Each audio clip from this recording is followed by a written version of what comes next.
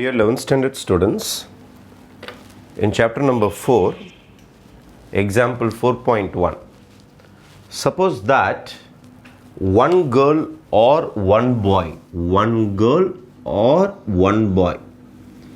has to be selected for a competition from a class comprising of 17 boys and 29 girls. அப்போ boys மொத்தம் நம்மக்கிட்ட ஒரு 17 பேர் இருக்கிறாங்க, கேர்ள்ஸ் மொத்தம் நம்மக்கிட்ட 29 பேர் இருக்கிறாங்க. How many different ways can this selection be made? இங்கிருந்து ஒரே ஒரு பாய் தான் எடுக்க போகிறோம், இங்கிருந்து ஒரே ஒரு கேர்ள் தான் எடுக்க போகிறோம். அப்போ ஒரு பாட் அல்லது ஏதாவது ஒரு பேக் மாதிரி எடுத்துகிட்டு இந்த 17 பேரையும் எழுதி உள்ளார சீட்டு மாதிரி போட்டுறேன். அப்போது 17 பாய்ஸோடைய நேமையும் எழுதி இதில் போட்டுட்டு ஒன்று எடுக்க சொல்கிறேன். அப்போ 17 பேருக்கு ஈக்குவல் சான்ஸ் கொடுத்துருக்கிறீங்க, ஒரு சீட்டு வந்துடும். அதே மாதிரி கேர்ள்ஸ் அவங்களோட 29 நேம்ஸ் எழுதி உள்ளார போட்டுடுறேன். அப்போ 17 பாய்ஸோட நேமும் இது உள்ளார இருக்கும், 29 கேர்ள்ஸோட நேமும் இது உள்ளார இருக்கும். அதுலேருந்து ஒரு சீட்டு தான் நம்ம எடுக்க போகிறோம். ஏன்னா we are going to select only one girl or one boy. How many different ways selection can be made அப்படின்னு சொல்லிட்டு கேட்டிருக்கிறாங்க. அப்போ number of ways of selecting பாய்ஸை மட்டும் நீங்கள் செலெக்ஷன் பண்ணனா பாய்ஸுக்கு மட்டும் எத்தனை சான்ஸ் கொடுப்பீங்கன்னா நீங்கள் டோட்டலாக 17 சான்ஸ் இருக்குது. ஏன்னா 17 பேர் இது உள்ளே இருக்கிறாங்க.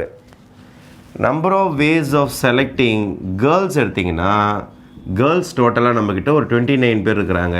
எல்லாருக்கும் ஈக்குவல் ஆப்பர்ச்சுனிட்டி தரப்போகிறோம் நம்ம. அதனால் இவங்க தெரிஞ்ச பையன், அதனால் இவனை மட்டும் நான் செலக்ட் பண்ண போகிறேன். இங்கே தெரிஞ்ச கேர்ள் இருக்கிறா, அதனால் அவளை மட்டும் எடுக்க போகிறேன். இவன் நல்லா படிக்கிறவன், அதனால் இவனை மட்டும் எடுக்க போகிறேன். இங்கே இந்த புள்ள வந்து ஜிகே நல்லா தெரியும், அதனால் இதை மட்டும் எடுக்க போகிறேன். அந்த மாதிரிலாம் கிடையாது. எல்லாருக்கும் ஈக்குவல் ஆப்பர்ச்சுனிட்டி. அதனால் 17 பேரையும் பேப்பரில் மடித்து உள்ளார போட்டாச்சு. 29 பேருடைய கேர்ள்ஸையும் ஒரு பேப்பரில் பிட் ஆஃப் பேப்பரில் எழுதி இது உள்ளார போட்டுட்டோம். அப்போ இதை குழுக்கணும். நம்மளுக்கு மொத்தம் பார்த்திங்கன்னா இதில் ஒரு 46 சீட் இருக்கும் உள்ளார். அப்போ இதில் யாராவது ஒரு தேர்ட் பர்சனை நம்ம ஒரு சீட் எடுக்க சொல்கிறோம். இப்போ 46 சீட்லேருந்து ஒரு சீட் அவன் எடுப்பான். அப்போ 46 பேருக்கும் அதில் நம்ம ஆப்பர்ச்சுனிட்டிஸ் கொடுத்துருக்குறோம். அப்போ எத்தனை வேஸ் ஆஃப் செலெக்ஷன் பார்த்தீங்கன்னா ஹவு மெனி டிஃப்ரெண்ட் வேஸ்னால் 46 வழிகளில் இவங்க செலக்ட் பண்ணலாம். 46 சான்ஸ் இருக்குது செலெக்ஷனுக்கு. அதான் ஹவு மெனி டிஃப்ரெண்ட் வேஸ்ன்னு கேட்டிருக்காங்க. இப்போ number of different ways of selection is equal to 46 chance. Number of ways என்றால் எத்தனை வாய்ப்புகள் இருக்கிறதுன்னு கேட்குறாங்க. இந்த கிளாஸில் இருக்கிற எல்லாருக்குமே வாய்ப்பு இருக்குது. எது வரைக்கும்னா அந்த சீட் உள்ளாருந்து வெளியில் எடுக்கிற வரைக்கும். அது பிரிக்கிற வரைக்கும் யாரோட பேருன்னு தெரியாது. ஆனால் யாருக்கெல்லாம் ஆப்பர்ச்சுனிட்டிஸ் கொடுத்தாச்சு. இந்த 17 பேருக்கும் ஆப்பர்ச்சுனிட்டி கொடுத்துட்டோம், இந்த 29 பேருக்கும் ஆப்பர்ச்சுனிட்டி கொடுத்துட்டோம். குலுக்கி எடுக்கும் போது, ரேண்டம் பண்ணி எடுக்கும் போது 46 வாய்ப்புகள் இருக்குது செலெக்ஷன் பண்ணுறதுக்கு. 46 சான்சஸ் இருக்குது. Okay, thank you.